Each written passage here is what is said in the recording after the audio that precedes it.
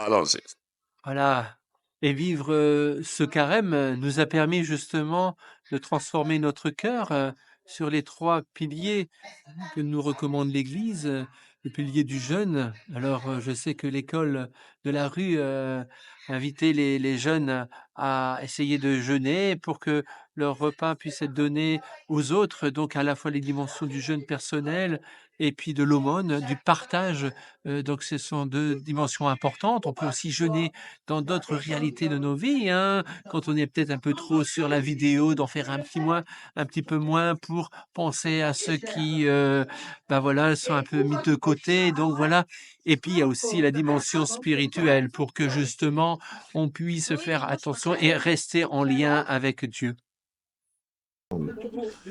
Bon, déjà pour moi, le carême, c'est un chemin de grâce que propose l'Église, hein, pour se rapprocher de Dieu.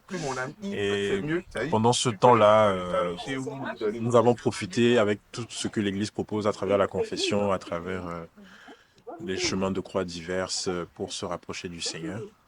Et donc je pense que pour ceux qui cherchent vraiment à comprendre ce que propose l'Église, à comprendre ce que c'est que le Christ aussi, puisque beaucoup ne connaissent pas le Seigneur. Je pense que le carême est un bon moyen pour eux de pouvoir comprendre ce que propose l'Église et comment aller vers le Seigneur à la résurrection, donc le dimanche de Pâques, à travers ce temps que l'Église nous propose. Voilà. Merci. Merci.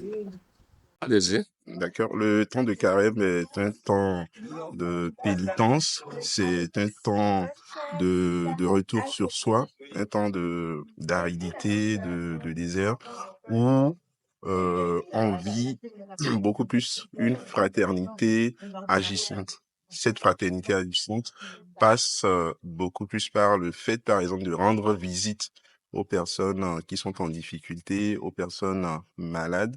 C'est un temps de solidarité, c'est un temps aussi de prière, un temps où nous portons ceux et celles qui sont en situation de précarité en prière. Et donc, nous faisons également église dans nos maisons, nous prions, nous méditons chaque soir le chapelet. C'est un temps également où les vendredis, on se retrouve en église pour prier le chemin de croix.